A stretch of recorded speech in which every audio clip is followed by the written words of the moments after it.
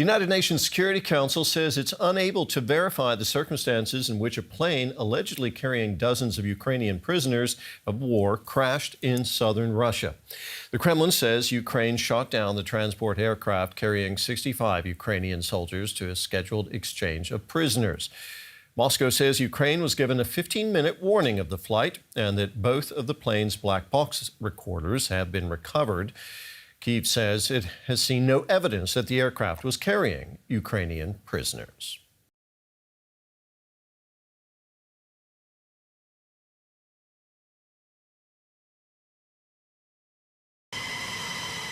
Joe Biden is eager to begin selling F-16 fighter jets to Turkey. The U.S. president on Wednesday sent a letter to congressional leaders, urging them to approve the deal, quote, without delay, according to a U.S. official. In 2021, Turkey asked to purchase $20 billion worth of Lockheed Martin F-16s and nearly 80 modernization kits for its existing warplanes. The deal had been on hold pending Turkey's approval of Sweden's NATO membership. But after 20 months of delay, Turkey's parliament ratified the membership on Tuesday, clearing a hurdle for congressional approval of the deal and the expansion of the Western military alliance.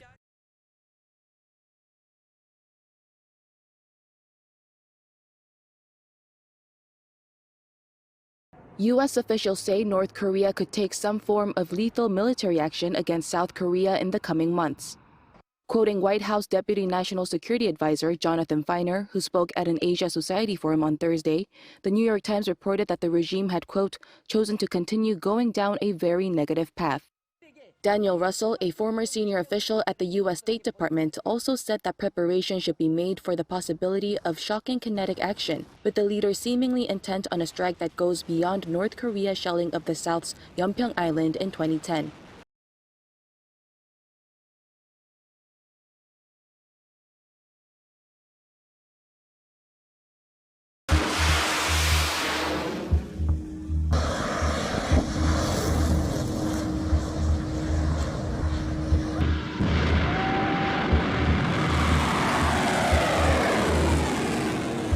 تم الاشتباك اليوم مع عدد من المدمرات والسفن الحربية الأمريكية في خليج عدن وباب المندب، وكان من نتائج عملية الاشتباك ما يلي: إصابة سفينة حربية أمريكية إصابة مباشرة، إجبار السفينتين التجاريتين الأمريكيتين على التراجع والعودة.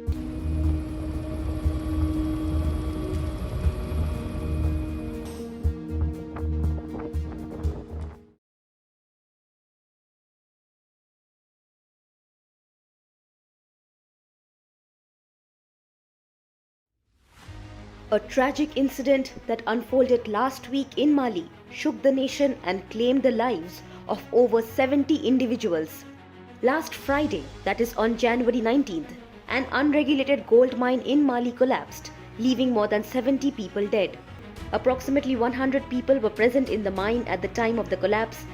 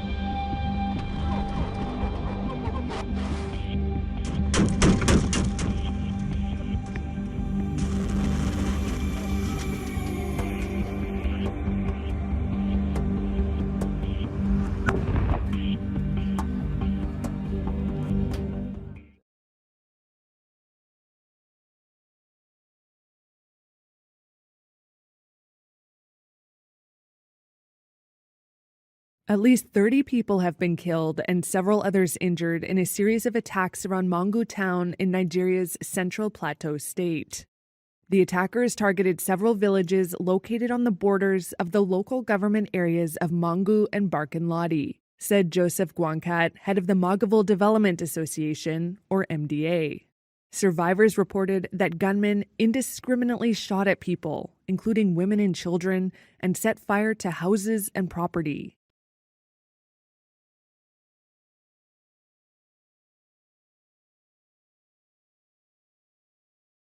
In a small town in rural Alabama, this man, Kenneth Eugene Smith, died in a way no human being ever has. He was executed using nitrogen gas, an untested method, he a human guinea pig. Strapped to a gurney with a mask placed over his face, state experts claimed he'd be unconscious in 40 seconds. But witnesses say Smith writhed and thrashed for between 2 and 4 minutes and breathed heavily for another 5.